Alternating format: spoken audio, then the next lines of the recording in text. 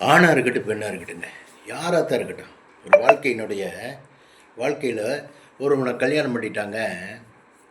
ஒருத்தனை கல்யாணம் பண்ணியாச்சுன்னா நீ 2 பேரும் வேலைக்கு போகிறோம்.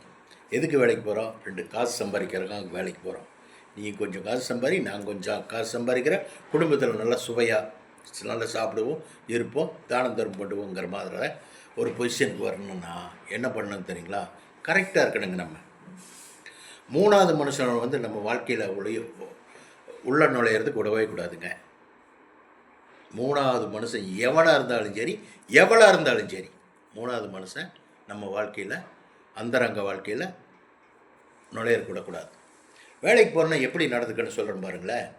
வேலைக்கு போகிறோம், ஆஃபீஸில் பார்க்குறோம், good morning sir, good morning. Subordinate பார்க்குறோம், குட் மார்னிங், குட் மார்னிங், அவ்வளோதான். நமக்கு என்ன டிசினேஷனோ அந்த வேலை மட்டும் கரெக்டாக பார்த்துட்டு, என்னங்க, நம்ம கொண்டு போகிற உணவை சாப்பிட்டுட்டு, என்ன, நம்மள உறவினர் கிடையாதுங்க, உறவினர் கிடையாது, சொந்தக்காரர் கிடையாது, ஒருத்தரும் கிடையாது. அவன் வேறு ஜாதி, நீ வேறு ஜாதி, நீ வேறு ஜாதி, நான் வேறு ஜாதி. அங்கே ஒரு பக்கம் ஆஃபீஸில் வேலை பார்க்குறோம், அவ்வளோதான். 5 o'clock ஆச்சு போச்சுன்னா நீ யாரோ நான் ஆறோம். ஒரு 30 ஆண்டுகள் போச்சுன்னா ரிட்டையர்டான நீ யாரோ நான் ஆறோம். அதுதான் ஆஃபீஸினுடைய ஃபண்டமெண்டல், ஆஃபீஸினுடைய விதியே அப்படி. அதுதான். அதுக்குள்ளே டீப்பான ஃப்ரெண்ட்ஸ் எல்லாம் யாருக்கிட்டையும் வச்சுக்கூடாது.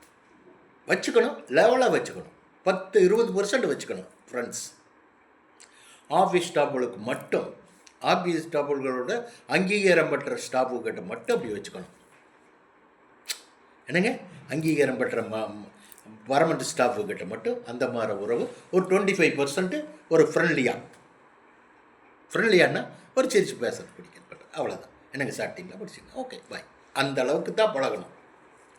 அந்தரங்கமாக அந்த மாதிரி ஒரு சந்தர்ப்பம் கிடைச்சாலும் அந்தரங்கமாக நம்ம பழகக்கூடாது, பேசக்கூடாது. பேசினால் நம்மளுடைய குடும்பத்தில் பிரச்சனை வந்துடும். 3வது பூந்துட்டான்னு வச்சுங்க, லைட்டாக குடும்பம் கட்டிச்சு, வாழ்க்கை கட்டிச்சு, நம்ம குடும்பத்தினுடைய நிம்மதி போச்சு, எல்லாம் போயிருங்க. அளவாக இருக்கணுங்க. அளவாக இருந்தால் நம்ம வாழ்க்கை யாருமே அசைக்க முடியாதுங்க.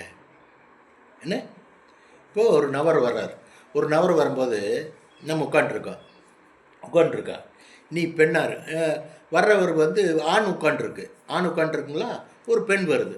ஒரு பெண் பக்கத்தால் உட்காரும்போது பக்கத்தால் சேர் போட்டு உட்காந்தாச்சு, தனிமை. ஆஃபீஸில் ஒருத்தரும் இல்லை, நீங்களும் அந்த பெண்ணு தான் இருக்கீங்க, இன்னும் வச்சுக்கோங்க.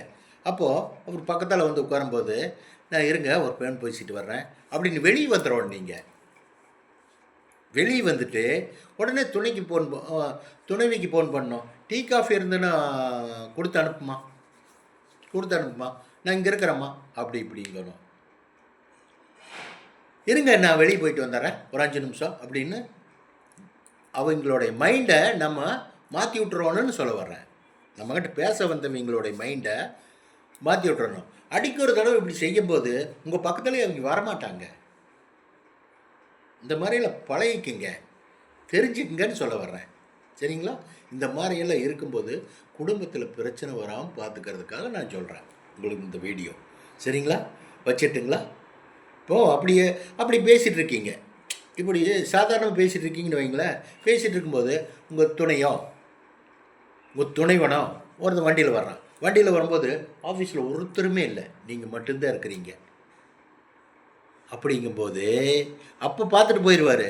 உங்கள் வீட்டில் ஒரு சின்ன பிரச்சனை வரும் பாருங்க, இது வந்துடும். அந்த பிரச்சனை இந்த தனிமையில் இருந்தீங்க பாருங்க, இந்த பிரச்சனை அங்கே நிற்கும், சரிங்களா?